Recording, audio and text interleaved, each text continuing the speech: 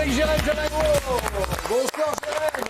Bonsoir à tous. Ça va bien? Ça va et vous? Vous étiez, ce matin, quand on a décidé le sujet, très impatient de le faire. Absolument, parce que je suis très heureux. On va redorer l'image d'Unai Emery. Vous vous souvenez tous, Unai Emery, ça vous dit quelque chose? Ouais. Il a gagné une Ligue Europa quand même hier soir, au cas où. Oui. C'était la 5e, Oui. avec Aston Villa cette fois. Il avait eu les autres avec Séville et Villarreal. Et sur les réseaux sociaux, son exploit, il est détourné. Et on baptise la compétition Emery League à la place d'Europa League. Aucun doute, Unai Emery est un grand coach et je ne suis pas le seul à le penser. I think now, with Pep leaving in the summer, he's the best manager in the Premier League. He is the best manager in the Premier League, hands down. He's better than Arteta. Meilleur entraîneur de Première Ligue. Alors j'aurais pu vous expliquer pourquoi on a été injuste avec Unai Emery quand il était au PSG, ces 2 saisons compliquées. Mais je vais plutôt vous expliquer pourquoi Unai Emery au PSG, ça ne pouvait pas matcher, ça ne pouvait pas marcher. Alors, ça ne pouvait pas marcher parce que dès son arrivée, il faut bien le dire, il a été décrédibilisé. Oui, c'est un coach qui a très vite appris le français, mais qui a été moqué pour son accent. Cette conférence de presse, elle est restée célèbre. Très important, la concurrence. C'est important des bons joueurs pour position. Et après, c'est blessé, c'est suspendu, c'est qui est le joueur qui est meilleur pour jouer. C'est pour je veux une équipe plus être compétitive. Avec la concurrence, qui est meilleur, c'est le meilleur pour cette joueur. Ah, si il est un peu repos parce qu'il est avec la carte et l'autre, il va jouer. Ouais, Ça fait sourire, oui, forcément. Mais Unai Emery, il arrive dans un PSG en plein chantier à ce moment-là. C'est une circonstance atténuante pour moi. Le meilleur joueur s'en va, le leader, le taulier, Zlatan Ibrahimovic. Paris reste sur 3 saisons avec le même coach, Laurent Blanc. Et il y a un directeur du football qui arrive à la surprise générale, Patrick Kluivert. Et il a laissé un grand souvenir à personne. Et dès le départ, malgré ses immenses qualités de tacticien et son côté travailleur, Unai Emery, il lui manque quelque chose. C'est José Barroso, journaliste au journal L'Équipe, qui nous l'explique. Il l'a suivi pendant 2 saisons. C'est surtout en fait un manque de crédit en fait qui a été on va dire décisif pour lui, en tout cas qui a joué beaucoup. C'est pas un ancien joueur de renom. C'est pas un Carlo Ancelotti, c'est pas un Laurent Blanc qui a été quand même champion du monde, etc. Dès son installation, en fait, certains joueurs se moquent de lui dans son dos, avec son accent. Il fait des séances tactiques qui durent 2 plombes et les joueurs s'endorment ou font semblant de s'endormir. Et un point évidemment qu'aurait pu tout faire basculer, c'est le fameux 4-0 où là pour le coup il leur avait donné les clés et c'est lui qui leur avait expliqué comment faire. Et évidemment tout ça a été annulé par le 6-1 au match retour contre le Barça en 8e de finale 2017. Parce que forcément, quand on pense à Unai Emery, on pense remontada. Eh oui, forcément, ça lui a collé à la peau toute la 2e saison. On se replonge justement dans les débats de l'époque. C'était après une large victoire du PSG en Ligue des Champions contre le Celtic. Emery, le problème qu'il a, c'est qu'il était sur le banc au Camp Nou. Voilà. Et que ça, il faudra plus qu'un 7-1 contre le Celtic à domicile pour l'effacer. Donc là, et ça, tout de suite... il est responsable du Camp Nou. Tout le reste, il est pas responsable. Non, mais c'est pas la question. Mais comment c'est pas la question? Parce qu'un entraîneur qui perd, c'est de sa faute. Mais bien sûr, on va parler de Bielsa tout à l'heure. Bien sûr, c'est la question. Non, mais... Parce que dès qu'il perd, oui, il est c'est sa responsable faute. du Camp Nou. Non, mais dès qu'il perd, donc ça fait un an et demi. Donc dès que ça fait 1 an et demi qu'il fait des choses, pour moi, exceptionnelles dans ce club, il y a un truc qui se passe mal, c'est sa faute. Ah, merci Johan Mikou. En plus, le PSG dont il hérite, il n'y arrive jamais en Ligue des Champions à ce moment-là. Quart de finale avec Carlo Ancelotti après 2 nuls contre le Barça. Quart de finale avec Laurent Blanc, le but traumatisant de Dembaba. Quart de finale à nouveau, le Barça est injouable. Et encore l'écart avec le meilleur PSG que Blanc a coaché. Ça, c'est la situation dont il hérite. Derrière, tous les débats sont à couteau tiré sur les plateaux télé, notamment sur l'Équipe du soir. Emery, c'est un échec retentissant cette saison, que vous le vouliez ou non. C'est un échec. Il aurait gagné le championnat de France, j'aurais peut-être pas dit la même chose. Pourquoi? Mais là, c'est un échec. Moi, je comprends pas son coaching, je suis désolé. Voilà, tant qu'on m'explique pas pourquoi. C'est son coaching ou c'est ses choix de début du match? C'est ses choix, il se fout de la gueule du monde. Le problème d'Emery, c'est qu'aujourd'hui, il fait une équipe qui n'est pas son idée et au final c'est une équipe qui est moins bonne que l'an passé. Quand le mec est pas bon, je tape sur lui. Quand le mec est une pompe à vélo, quand le mec est une pompe à vélo, faut qu'il s'en aille. Il est parti beaucoup trop tard, il y a 2 ans. Vous l'avez dit qu'il reste 2 ans après avoir perdu 600 à Barcelone. Il doit se virer le lendemain. Le lendemain, il doit partir. Alors face à ces critiques, j'ai dû appeler un avocat. Qui c'est le meilleur avocat d'Unai Emery? Vous le connaissez tous, c'est Yohan Ryu. Et il est jamais plus passionné que quand il parle d'Unai Emery, alors imaginez. Unai Emery, je l'ai aimé direct. Pourquoi? Parce qu'on savait déjà que c'était un formidable entraîneur. Il avait déjà remporté 3 Coupes d'Europe. Il avait déjà remporté, en arrivant au Paris Saint-Germain, plus de Coupes d'Europe que l'ensemble des clubs français dans l'histoire des Coupes d'Europe. Il y a eu tellement un délit de sale gueule. Il y a eu des critiques tellement féroces. Je me dis, mais pourquoi on en veut à cet homme? Pourquoi rien n'allait jamais avec Unai Emery? Il faisait l'effort de parler français, ça n'allait pas. Devant le banc de touche, comme c'est quelqu'un d'habité, de passionné, et bien forcément, il bouge des bras, il vit le match. On le traitait d'agiter, acheter du bocal. Mais c'est bizarre, quand c'est Diego Simeone, on ne dit jamais rien. Au contraire, Diego Simeone, on loue ce caractère engagé. C'est parti dans tous les sens, c'est parti de manière, je trouve, très négative, c'est parti c'est parti en cacahuète complet cette affaire.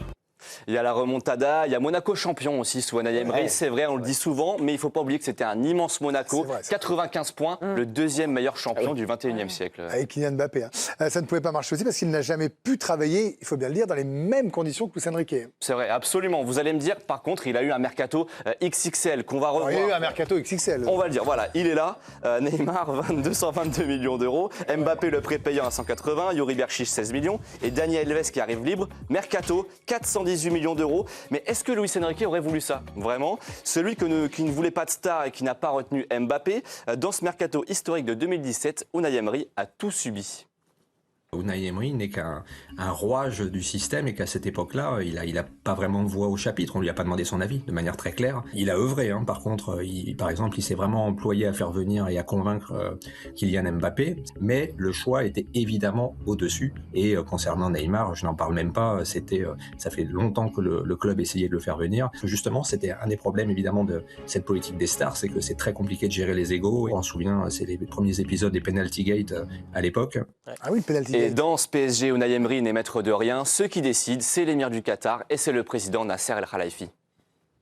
Nasser, on ne va pas dire qu'il fait tout, la pluie et le beau temps, mais il est beaucoup plus interventionniste à l'époque sur la sphère sportive qu'il ne l'est depuis l'arrivée de Luis Enrique, donc depuis 2023. Beaucoup de joueurs avaient la ligne directe du président et dès que quelque chose n'allait pas, petit coup de fil, petit SMS et en fait, on va pas dire que la foudre tombait, mais il y avait forcément des contre-coups qui pouvaient intervenir suite à ces interventions directes, ce téléphone rouge, ce fil rouge entre les joueurs et le président. Le président El Khelaifi a changé, tant mieux pour le PSG, tant mieux pour Luis Enrique et tant pis pour Unai Emery qui a dû partir pour prouver son immensité loin du PSG. Merci beaucoup Jérémy Janel, Arthur Durand, également Patrick Gauthier, vous avez aidé pour ce pourquoi. Il y a tellement de choses à dire sur Unai Emery. En fait, je crois qu'on pourrait en faire un des débats les plus passionnants du 21e siècle sur les entraîneurs. Bruno, je vais vous voir, vous avez suivi le PSG, vous voyez ça. Je vous pose une question d'entrée de jeu, parce qu'en fait, on ne peut pas être en zone grise avec Emery. C'est soit on l'aime, soit on l'aime pas. Eh ben, vous êtes dans quelle team? J'étais dans la team pas ma tasse de thé. Pas ma tasse de thé parce qu'il s'est perdu. En fait, son gros défaut dans tout ce qu'il a fait au Paris Saint-Germain, alors déjà pour moi, j'entendais tout à l'heure Dominique Sévrac, pour moi, après la remontada, tout club normal sortait l'entraîneur et le mettait dehors. C'est pas possible de rester avec ça sur le dos. C'était un fardeau. Il l'a porté comme un fardeau. Il ne pouvait pas travailler sereinement. Et en plus, il s'est perdu dans sa communication. Mais pas que dans sa communication où certains médias se moquaient de son accent. Il a joué jeu trouble. Il y avait son frère qui était derrière, voilà, il a un frangin, et qui a voulu un peu manier la presse. Et en fait, ça leur a pété au nez. Vraiment. Pour le coup, et c'était pas, et il s'est planté en fait très clairement. Et je pense qu'il n'était pas dimensionné pour avoir effectivement un Nasser, un Leonardo qui lui disent écoute tais-toi, on fait ce qu'on veut. Et voilà, mais c'était le bazar en fait. Et après il y a eu Antero Henrique qui est venu aussi faire le bazar. T'as eu le Club vert qui pipait rien. Enfin, c'était vraiment. Un entraîneur comme lui, il faut les mêmes conditions qu'Enrique. Il lui faut un président qui préside, un directeur sportif qui directeur, et derrière, lui, il entraîne. Et il n'avait pas ça. Mais c'est quand même un tacticien qui a un succès incroyable en Coupe d'Europe. Enfin, je veux dire, il a 5 C3. Est-ce qu'on se rend compte avec des clubs différents? Non, on ne se rend pas compte parce que son passage au PSG, ça a fait une tâche. Mais pour moi, ça a été un pion, en fait. N'importe quel entraîneur, peut-être à part Pep Guardiola, là, il aurait eu peut-être pas un peu plus de clés, mais... Après, ça ne m'a pas étonné qu'il soit moqué par les joueurs, etc. Mais on se moque tous des entraîneurs, on se moque tous du staff. Quand on est joueur, ça fait partie de la cohésion. Et puis après, on se remet au boulot. Mais c'était un pion dans ce Paris Saint-Germain-là. Donc moi, je suis plutôt derrière lui. Parce que tactiquement, vous en parlez, Greg, pour moi, il a mis énormément de choses dans plusieurs clubs. Et quand on instaure des valeurs de groupe et sur le terrain aussi techniquement, ça montre qu'on est un grand entraîneur. Donc bravo à lui. Mais c'est vrai que ça a fait tâche dans son CV. Son passage au PSG. Mais finalement, il a réussi dans des clubs de très grande qualité, Séville, Aston Villa, mais par exemple, il y a le deuxième précédent, c'est Arsenal. Après le Paris Saint-Germain, il prend la suite d'Arsène Wenger. Il a un discours très positif pour redorer le blason des Gunners. Et il n'y arrive pas également. Il perd d'ailleurs la finale de C3 avec Arsenal. Et il part en novembre 2019. Mais vous voyez, 5e de Première Ligue, il n'a pas laissé un bilan très fort aussi dans un autre grand club, un des plus grands clubs de Première Ligue qui était Arsenal. Et Karim, il n'est pas fait pour de si gros clubs. Ou est-ce qu'il est arrivé au mauvais moment dans ces si gros clubs? C'est plutôt la deuxième option, je pense. N'importe quel entraîneur à ce moment-là au PSG aurait galéré, et ça a été la preuve d'ailleurs parce que les entraîneurs se sont succédés et se sont heurtés à cette fameuse barrière en Ligue des Champions. Luis Enrique a débloqué cette barrière-là, mais véritablement à ce moment-là de l'histoire qatari au PSG, c'était compliqué pour n'importe quel entraîneur. Ça l'a été pour Ancelotti qui a galéré derrière avec Everton et qui est revenu ensuite gagner des Coupes d'Europe. Vous voyez comme quoi ce n'était pas dû à l'entraîneur. Si Ancelotti n'a pas gagné de Ligue des Champions au PSG, ce n'était pas à cause de sa qualité, c'était parce qu'il n'était pas là au bon moment. Et je pense qu'Emery, anecdote d'ailleurs, il a voulu faire l'effort de parler français et je trouve que c'était tout à son honneur d'ailleurs d'essayer ça.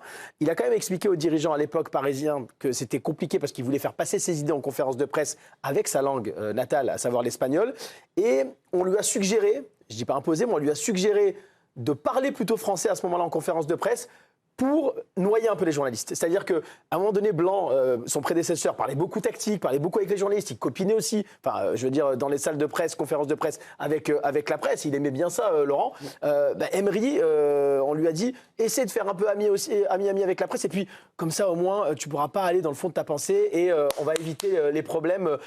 Et quelle erreur, parce que ça, effectivement, pour reprendre ton expression, ça lui a pété au nez à ce moment-là, il y a eu moquerie de la presse, des joueurs, de son vestiaire, et ça lui a enlevé du crédit au PSG. Mais moi, je reste persuadé, et il a encore montré cela avec Villa, parce qu'au-delà des Coupes d'Europe, ce qu'il fait avec Villa l'an dernier, et encore là, être dans le top 4 avec le budget qui est celui de Villa par rapport aux autres, en Première Ligue, c'est monstrueux. Donc c'est un super entraîneur. Moi, j'ai plutôt tendance qu'il est capable de surperformer avec des joueurs pas forcément programmés pour faire ça. Ouais, moi je pense que mais qu'il aurait du mal à gérer des énormes stars. Et ça ressemble un peu à ça, son passage. En plus, bon, le PSG de l'époque, c'était quand même un PSG très compliqué. Ça a été très bien expliqué dans le sujet. C'est une mauvaise période pour n'importe quel entraîneur. Oui, mais bon, le groupe en lui-même, c'est facile de le dire aujourd'hui parce qu'en fait, on a un président qui a pris le recul, qui a enfin compris les choses et qui laisse la main à un conseiller ou directeur sportif, Luis Campos, et à un Luis Enrique qui peut imposer ses idées, mais c'est un véritable star. Hein. C'est lui qui a fabriqué